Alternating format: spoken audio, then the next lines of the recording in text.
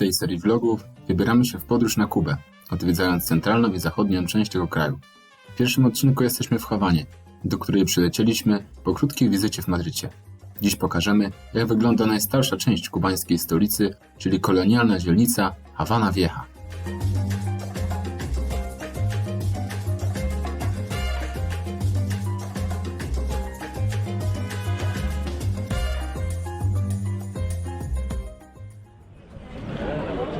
Jesteśmy dzisiaj w Madrycie, chociaż nie jest to nasza destynacja ostateczna, to z przyczyn takich, że akurat nie ma bezpośrednich lotów do miejsca, do którego lecimy. Jesteśmy zmuszeni, ale jesteśmy z tego względu szczęśliwi, że jesteśmy jedną noc w Madrycie. Jest popołudnie, więc już niedużo mamy z tego słońca, więc chcemy zobaczyć to, co najważniejsze. Szybko przelecieć, bo mamy powiedzmy z 2 godzinki jeszcze słońca. Zobaczymy, co się da zobaczyć. Śpimy w centrum miasta, więc jest to na pewno plus, że wszystko jest blisko. No i właśnie zobaczymy najważniejsze rzeczy Madrytu. Jedziemy teraz na Puerta del Sol.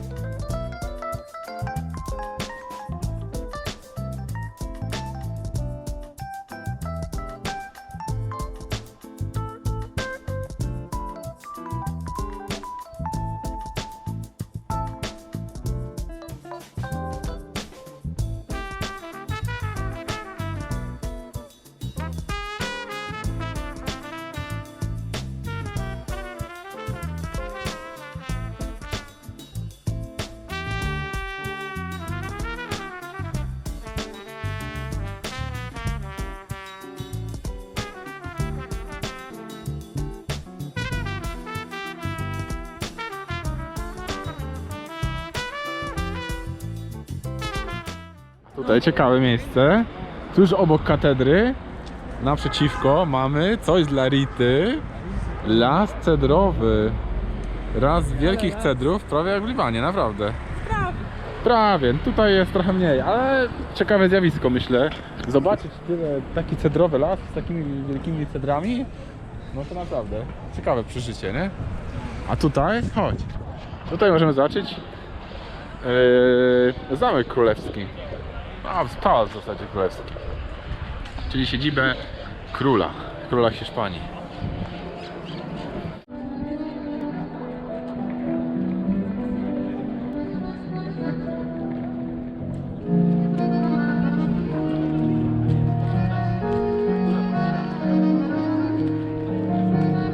Jesteśmy teraz w ciekawym miejscu. Z naszymi plecami tutaj jest najstarsza starszy budynek w Madrycie. Jest to wbrew pozorom nie żadne powiedzmy architektura z naszych czasów, tylko starożytna egipska świątynia. To miejsce nazywa się Templo de Debod. Jest to położone niedaleko Plaza de España. Budynki tego Plaza de España są tam za naszymi plecami. I z tego miejsca można podziwiać piękne zachody słońca. Akurat jesteśmy idealnie na czas. Już tutaj dużo ludzi się pojawiło, żeby podziwiać ten zachód słońca. Widok tutaj się rozpościera na park taki duży miejski, Casa de Campo. I właśnie idziemy zobaczyć ten zachód słońca. No, jesteśmy w porę, idealnie na czas. Możemy zobaczyć ile to jest ludzi. No, można powiedzieć, najlepsze zachody słońca właśnie tutaj w centrum Madrytu to właśnie Templo de Debod. Zobaczymy, jak to wygląda.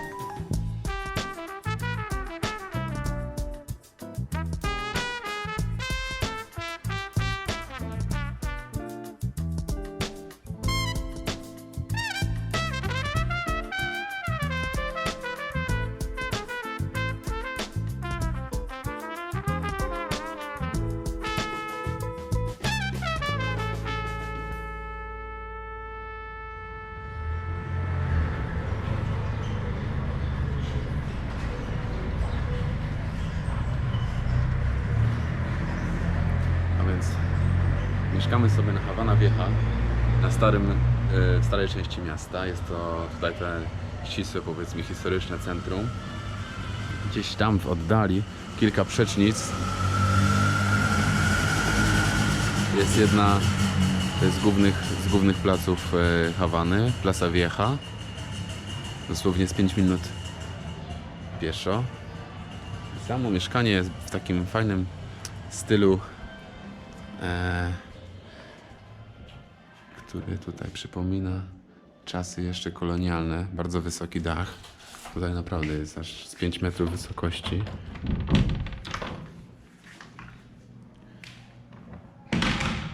Mieszkanko jest fajnie urządzone w tym starym stylu, ale mimo wszystko nie jest tutaj jakby zaniedbanie czy coś. Wszystko jest widać takie odnowione i tak dalej, ale te widoki, byśmy się przenieśli w czasie. Te budynki tutaj częściowo odrestaurowane, częściowo zawalające się. To jest taki pierwszy widoczek. Akurat fajnie mamy, bo nasza tutaj pani gospodarz w naszym Airbnb oferuje nam śniadanie w cenie 5 euro. Śniadanie, które ona sama przyrządza. Właśnie zaraz udajemy się na to śniadanie, zobaczyć jakie jest, a potem będziemy eksplorować Habana Vieja. Kupiliśmy też peso kubańskie. To jest równowartość jakichś 30 euro. Oficjalny kurs w banku wynosi za 1 euro można dostać 120 takich właśnie peso kubańskich. W naszym Airbnb pani nam wymieniła za 150, czyli troszeczkę lepszy kurs. No ale też największy nominał 500, przynajmniej taki mamy największy. Ignacio Agramonte, pozostałe są 200, franc Pais.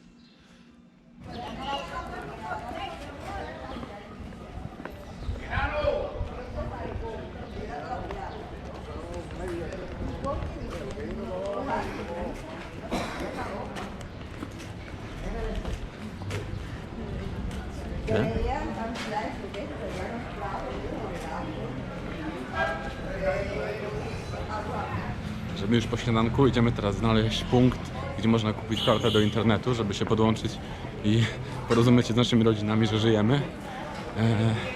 Tutaj jest taka sytuacja, że najlepszym sposobem jest kupienie karty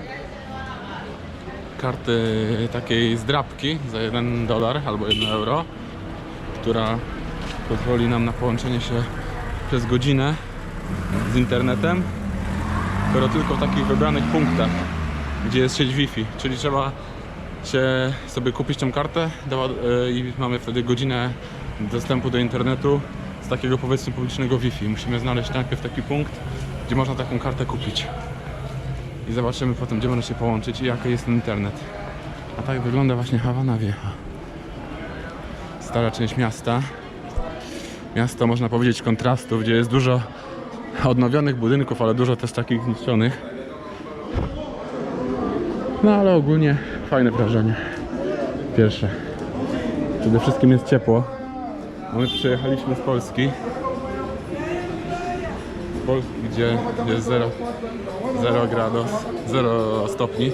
Tutaj jest aura tutaj jest około 20 paru, więc jest całkiem przyjemnie.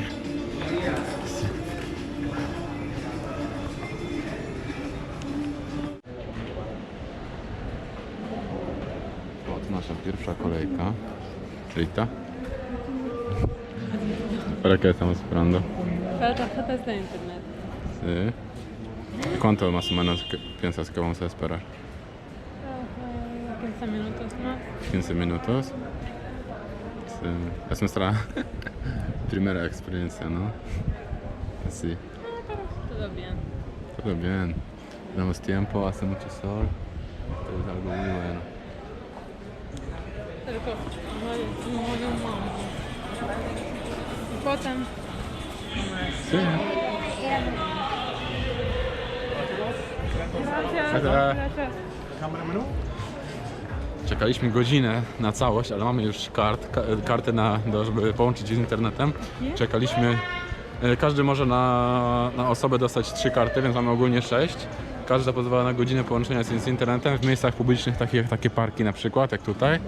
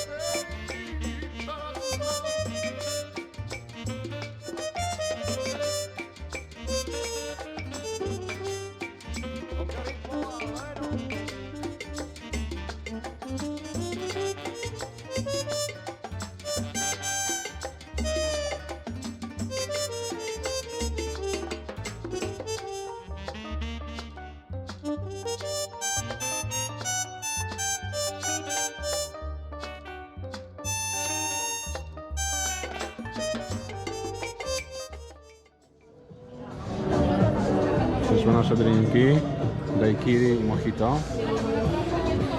Wyglądają zacnie. Tuż przed nami Plaza Vieja. Czekamy na obiadek.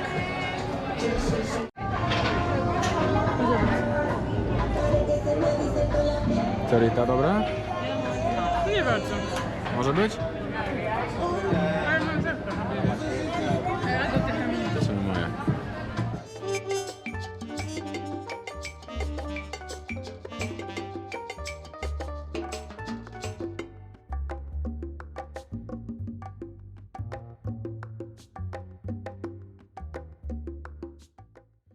Dime, ¿te gustó hoy este tour que hicimos por la mañana? Aprendemos muchas cosas sobre La Habana y sobre Cuba en general, sobre la historia, sobre los lugares, este contraste que hay entre las partes de la ciudad, porque hay dos Habanas, la Habana como pobre y la verdadera, podemos decir, y la Habana rica, como se ve en los postcards y en las redes sociales, bonita, con los coches. Podemos decir que es ciudad de contrastes, ¿no? De un lado hay unos edificios como renovados, muy bonitos para turistas y de otro lado unos edificios destruidos y tal. Yo creo que vale la pena hacer este tour. Podemos recomendaros. Empieza a las 10 cada día en frente del Hotel Inglaterra. Dura más o menos 3 horas, nuestro duró 4, que nuestra guía estaba hablando mucho, pero fue muy interesante. Podemos saludarle a Susi, nos gustó mucho. Sí, en general vale la pena porque dicen sobre la historia de Cuba, se puede conocer más este país y de verdad vale la pena.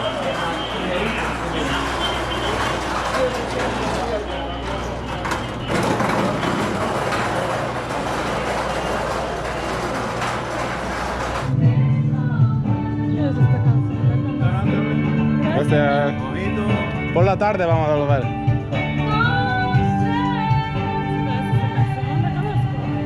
To jest fajna restauracja, nazywa się Bulgaria, gdzie wczoraj jedliśmy kolację. Bardzo, bardzo fajna, muzyka też na żywo. Jedzenie nie tylko kubańskie, też takie międzynarodowe. My jak jedliśmy pizzę, zamówiliśmy pizzę chyba za 1500 tych pesos, ale była ogromna. Ogromna. Że my dla 2 osób taką pizzę za 1500 pesos, czyli za około 10 euro. Tak, 10 euro zjedliśmy, więc była naprawdę bardzo duża. Do czego jakieś tam drinki i tak dalej. Bardzo fajne miejsce z muzyką na żywo. Można polecić, nie? Tak. Pewno fajne. A przed nami Kapitol i tam właśnie jedziemy. Hi friend, how are you? Very nice couple. How you That's enjoy all. my country? Very beautiful! Where are you guys from? Poland, z Polonia! Oh, Estonia. Kraj ten przypomina mi trochę Liban. Nawet trochę bardzo.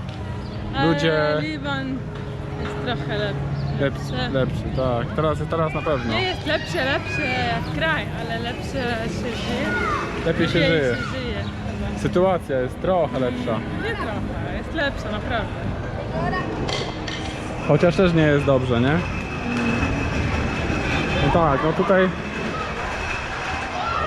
mimo tych wszystkich problemów i tak dalej, ludzie próbują jakoś sobie wiązać koniec z końcem. Jedynym takim, powiedzmy, źródłem dochodów w postaci waluty jest turystyka. I na tej turystyce ten kraj właśnie się opiera. Niestety z powodu epidemii COVID turystyka została kompletnie tutaj ograniczona w tym czasie. Kraj ten naprawdę cierpiał. I teraz trochę odbudowuje się po tym kryzysie, ale naprawdę sytuacja jest ciężka. Ludzie nie mają z czego żyć i naprawdę jedyna taka nadzieja teraz jest turysta.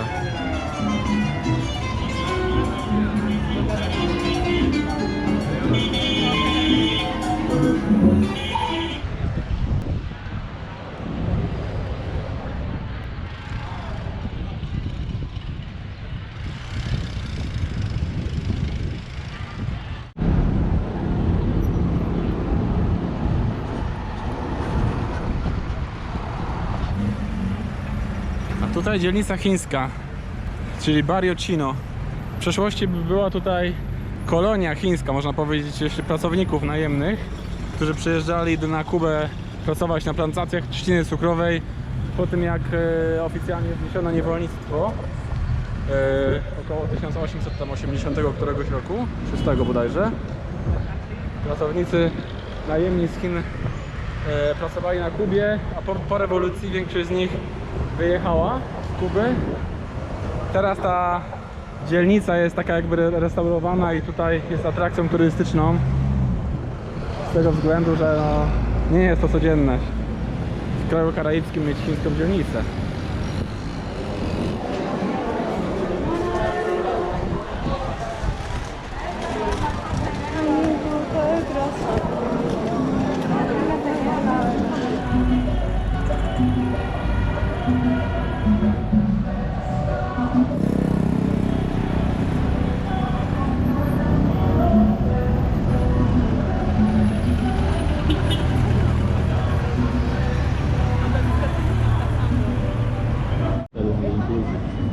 No. Tak.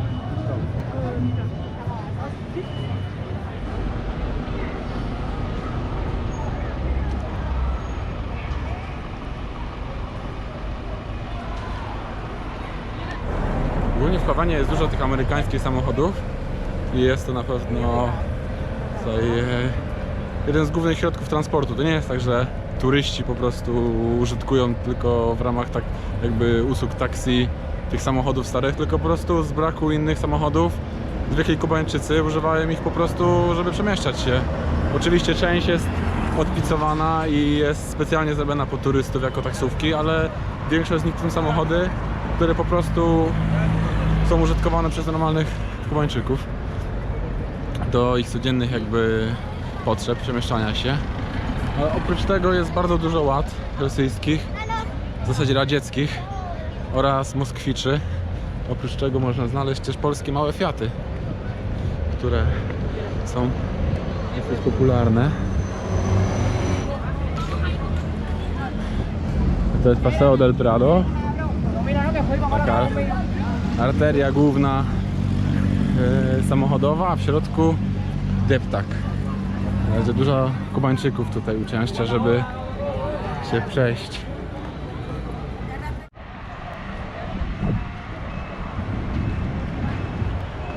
Tutaj zaczyna się słynny hawański Malecón.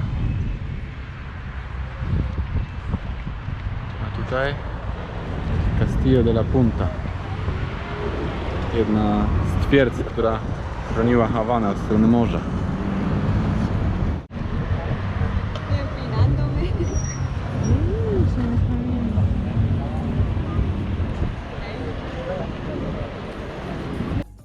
Odcinek ten był pierwszym z kubańskiej serii vlogów. Podczas naszej podróży odwiedzimy centralną i zachodnią część wyspy. W kolejnym odcinku dalej eksplorować będziemy Hawanę. Subskrybuj mój kanał, by nie przegapić kolejnych filmów. Do zobaczenia.